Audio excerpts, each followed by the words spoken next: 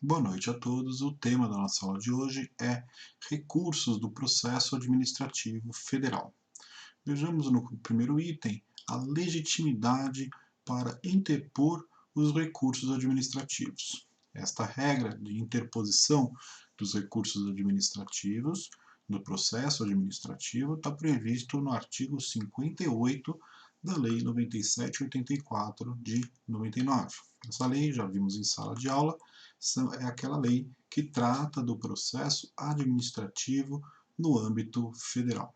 E quem pode interpor recursos administrativos? Primeiro, é aquela pessoa que é titular do direito e interesse envolvido naquele processo. Ou seja, é a pessoa que está altamente ligada com o objeto daquele recurso. Né? Então vejamos um exemplo. Um, é, uma pessoa que tem uma banca de jornal, por exemplo, né? Há uma decisão administrativa que que cancela essa autorização para essa banca de jornal. Obviamente, essa pessoa ela tem legitimidade para interpor recurso administrativo, porque a própria parte interessada, a própria parte que foi prejudicada pela decisão da administração pública, tem o interesse de interpor aquele recurso. O item B, aqueles cujos interesses foram afetados. Não é a pessoa diretamente afetada, mas ela é indiretamente afetada.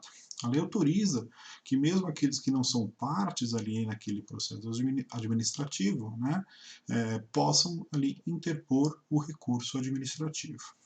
E o exemplo é esse que está aqui na apostila. A administração decide pela revogação de uma autorização de uma banca de jornal. Né? Já vimos que o jornaleiro, o dono da banca de jornal, tem sim interesse direto, então ele está aqui na linha A, ou seja, os titulares de direitos e interesse. Né? Mas não é só ele que está ali altamente ligado com a decisão administrativa, não vai ser só ele que vai ser o prejudicado por aquela decisão administrativa. Né?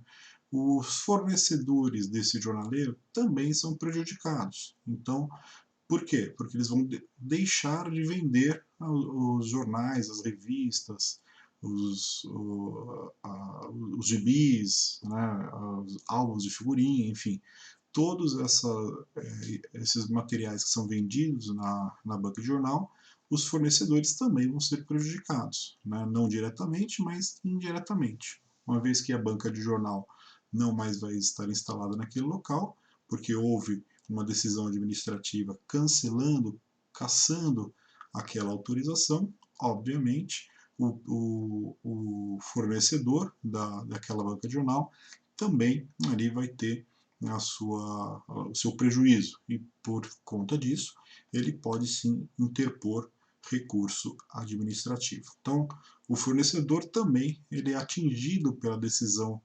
administrativa, também ele é atingido pela decisão da administração pública e também ele pode ali interpor o recurso administrativo. Né? Os próximos que podem interpor recursos administrativos são organizações e associações representativas e também os próprios cidadãos, né, que não estão ali diretamente ligados, mas também podem ser afetados pela decisão da administração pública.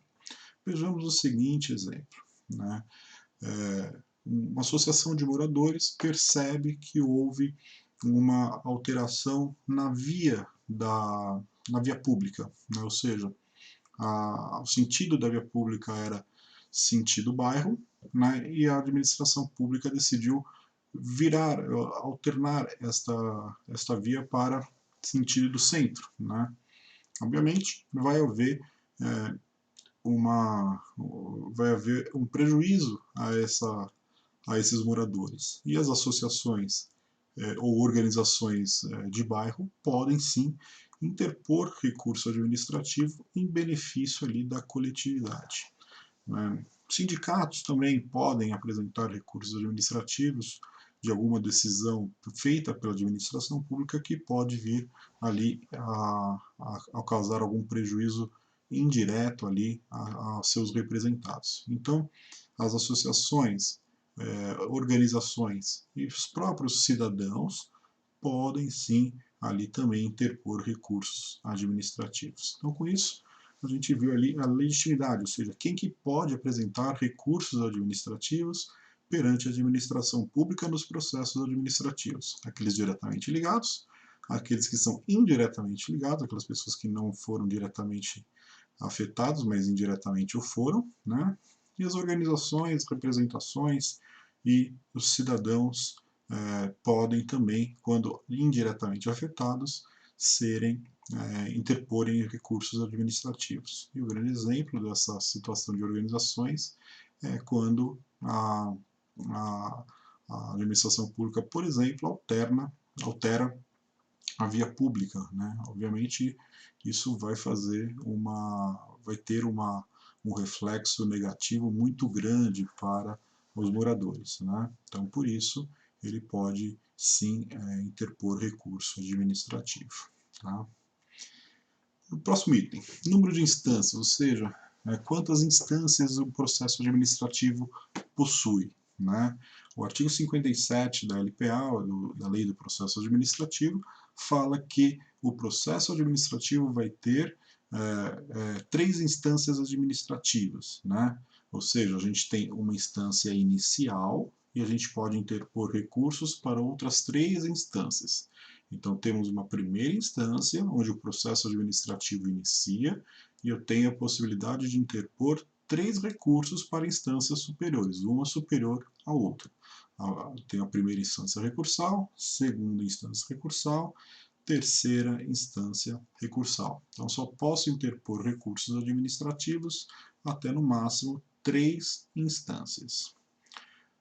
Extremamente importante também, gente, falar o prazo para interpor esses recursos administrativos. Cada legislação, cada processo administrativo pode ter um prazo diferente, tá? Mas, a regra geral, o que está previsto ali na lei do processo administrativo, né, é que o recurso administrativo tem o prazo de 10 dias. Esses 10 dias contam-se a partir de quando? Da publicação da decisão administrativa. A partir do momento que essa decisão administrativa ela está publicada, a partir de então ela é considerada pública. Lembram do princípio da publicidade, né? A gente já viu isso em aulas presenciais até no semestre passado, quando estudamos direito administrativo. Né?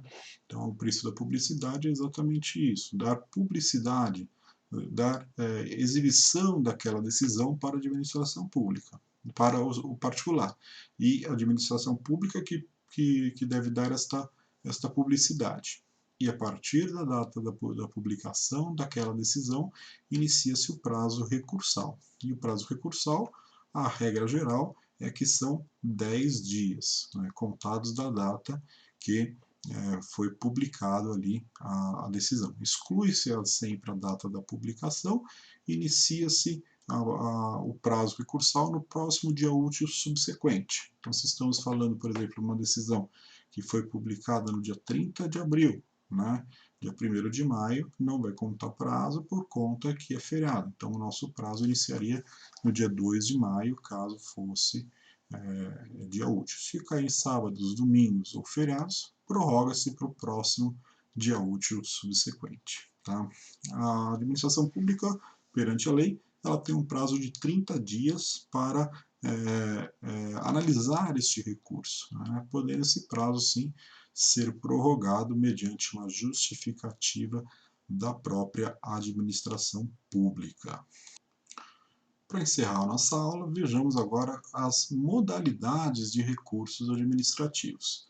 Possuímos 5 modelos, 5 modalidades, 5 formas de apresentação desse recurso administrativo.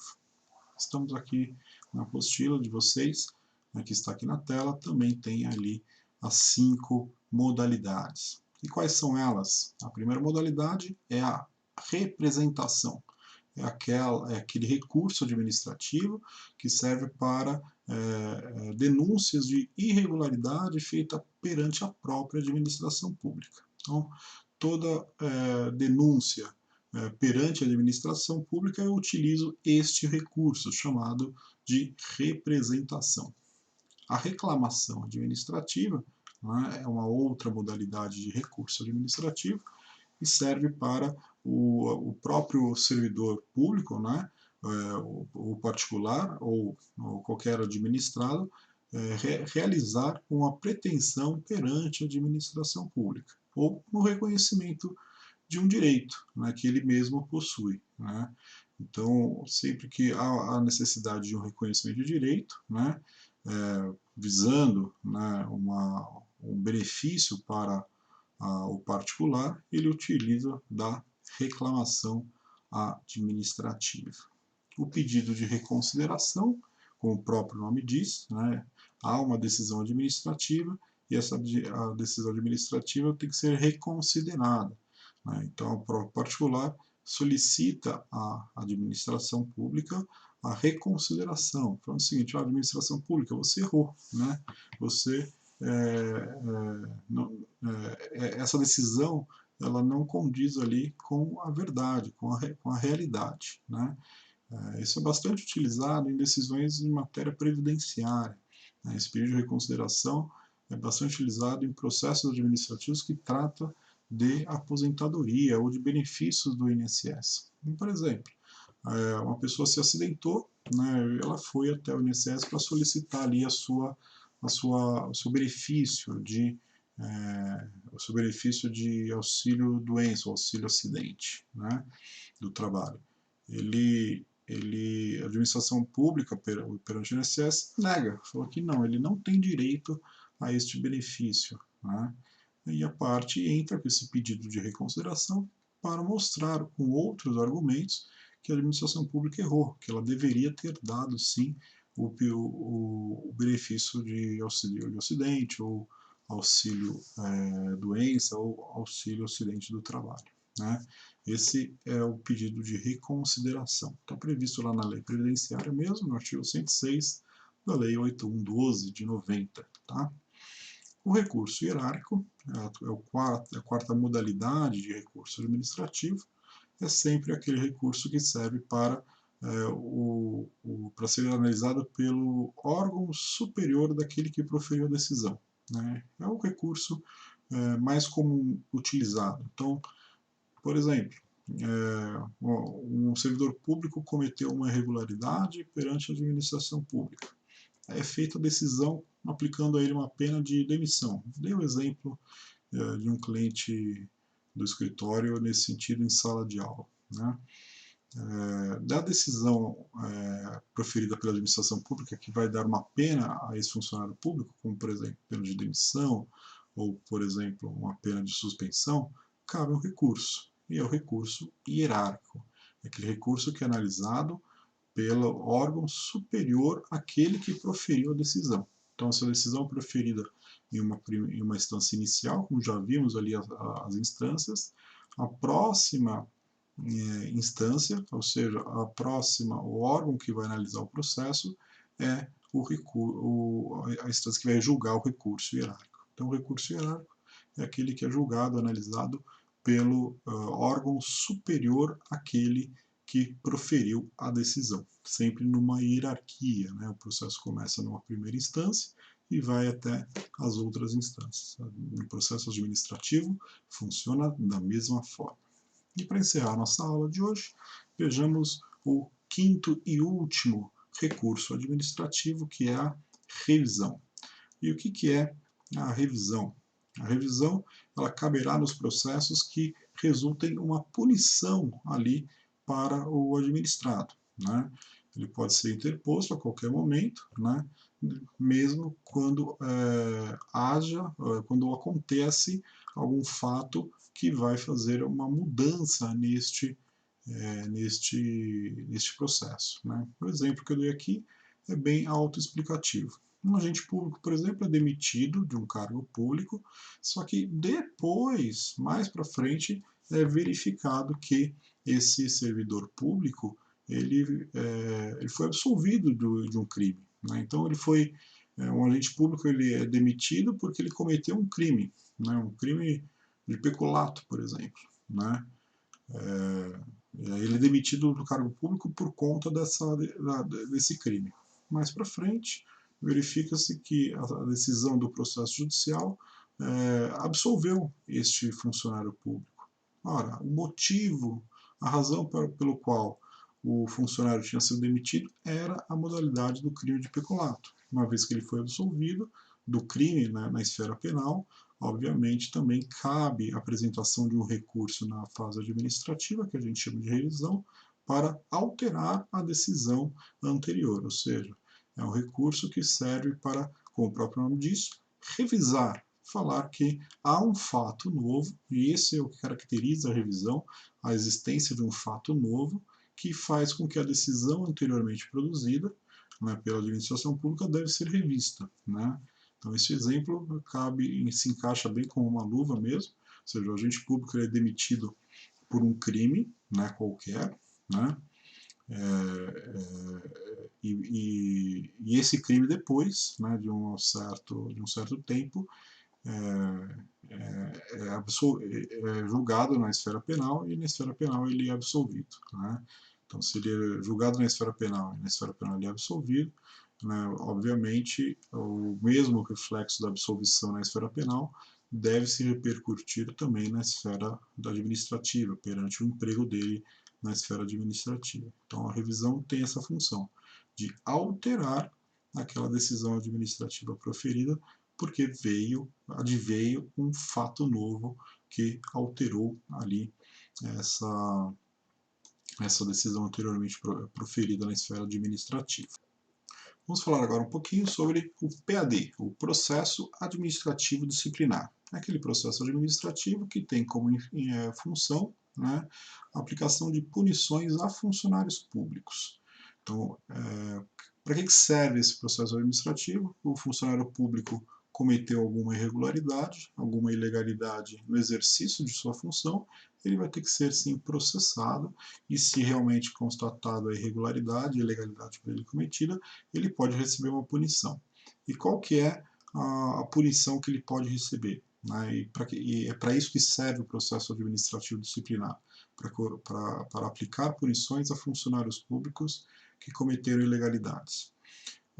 As penas de suspensão, né? Ou seja, ele fica suspenso do cargo público, né? Por 30, 40, 50 dias, isso a administração pública aqui vai decidir de acordo com a infração que ele cometeu. A pena de demissão, que é a pena mais grave, né, ou seja, ele perde o cargo público dele, né, a pena de cassação de aposentadoria, né, ou seja, ele, ele está aposentado e, de acordo com uma atitude que ele cometeu, essa aposentadoria dele é cassada, né, também precisa de um processo administrativo disciplinar, ou a destituição de cargo em comissão. Ele tem um cargo de destaque dentro da administração pública, cometeu uma irregularidade, ele vai perder esse cargo de comissão, ele vai perder esse cargo, essa função de destaque dentro da administração pública, né? Isso é bastante utilizado, né, os cargos de comissão, para os cargos de confiança dentro da administração pública. Se ele cometeu uma irregularidade, é feito um PAD, e se constatado a irregularidade dele, ele vai perder esse cargo de comissão. O prazo para conclusão do PAD, eles não podem ultrapassar, como está dizendo aqui, 60 dias, realmente é isso. Iniciou o PAD, ele tem que ser concluído ali em 60 dias. Mas esse prazo, dependendo do processo, pode ser prorrogado aí, né, por mais 60 dias. Tá? Então, o prazo mínimo para terminar um processo administrativo, né, é de 60 dias, mas esse processo pode sim ser prorrogado aí, em virtude da gravidade e da complexidade ali do processo. Sempre que inicia-se um processo administrativo disciplinar, é feita e é criada uma comissão julgadora, que é quem vai ali analisar esse processo administrativo e verificar se o funcionário cometeu ou não cometeu ali a ilegalidade capaz de fazer com que ele receba uma dessas punições aqui. A comissão julgadora ela é formada sempre por 3 servidores, né, de cargo idêntico ou superior daquele funcionário que está sendo julgado pelo PAD, né? Não pode ser um funcionário inferior a ele, né? Tem que sempre ser superior ao funcionário, ou seja, num cargo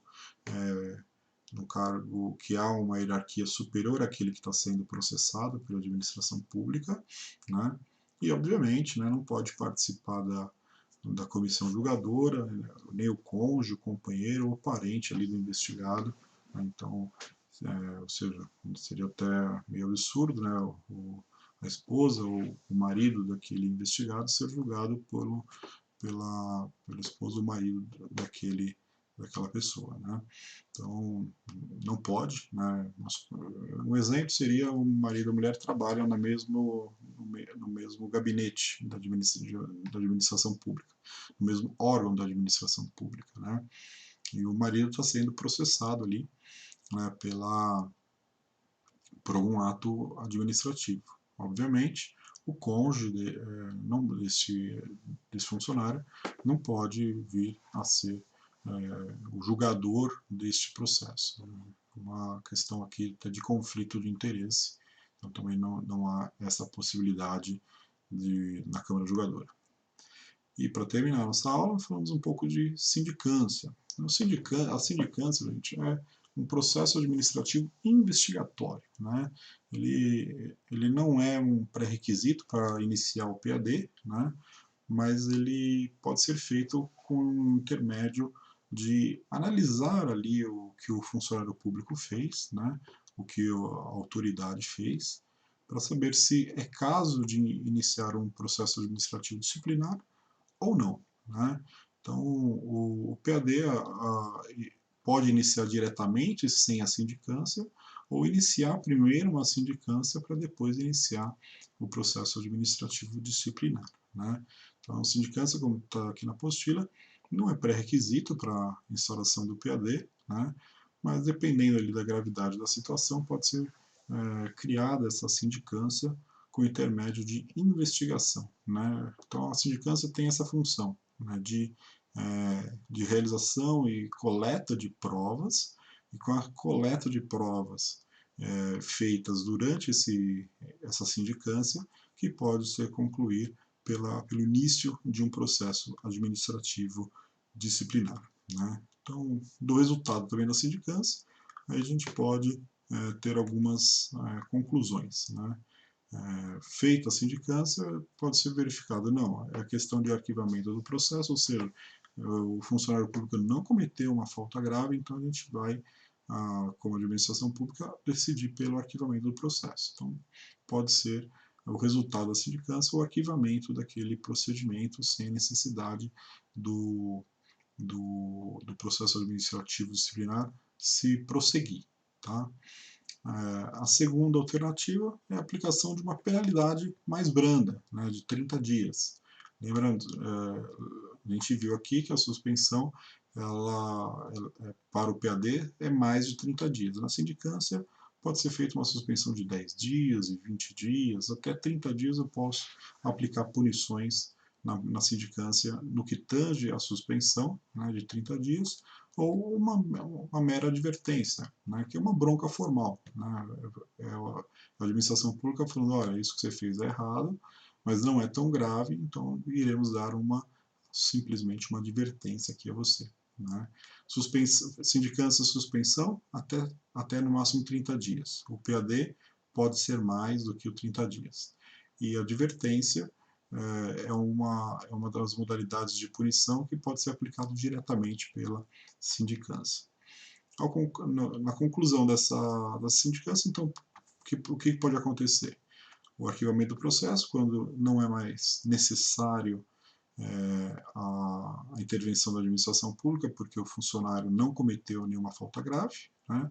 Uma penalidade de advertência, uma penalidade de suspensão de até 30 dias, ou, dependendo da situação, não, é uma situação bem grave que esse funcionário público fez, e o que ele fez deve ser julgado pelo processo administrativo disciplinar. Então, a conclusão da sindicância, feita todas as provas, pode ser feito ali a instauração do processo administrativo disciplinar, né? O prazo de conclusão dessa sindicância não pode exceder 30 dias, isso é bastante importante dizer, né?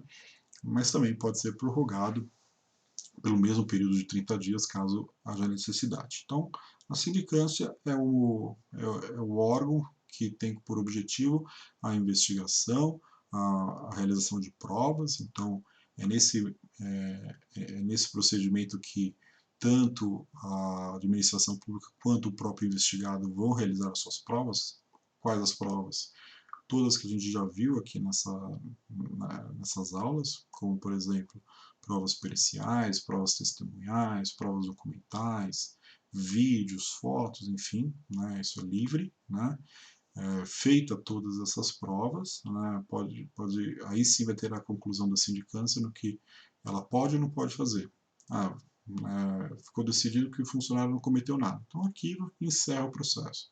Não, ficou decidido que ele tem que ter uma punição de 30 dias. A sindicância mesmo pode aplicar. Não, essa punição de 30 dias não é suficiente. Né? Tem que ser uma punição mais grave. Então a sindicância se encerra e vai para o processo administrativo disciplinar para iniciar todo o procedimento dele de defesa, todo o procedimento do funcionário para a aplicação das outras sanções previstas aí na lei do processo administrativo. Né? Ou, né, ao final dessa sindicância, verificado que nenhuma dessas duas primeiras se aplicaria, aí a gente vai para a terceira, que é a mais grave. Né? Prazo de conclusão da sindicância, como eu falei, 30 dias, mas também pode ser prorrogado por outro período também de 30 dias, caso haja necessidade. Com isso a gente termina aqui a matéria da apostila de processo administrativo, né? Tanto o processo administrativo, as regras gerais do processo administrativo no âmbito federal, né? Vimos aí na aula de hoje os recursos cabíveis, né? Vimos quem que pode interpor esses recursos, o número de instâncias, o prazo, que a regra geral, como eu falei para vocês, é de 10 dias para interpor o recurso, né?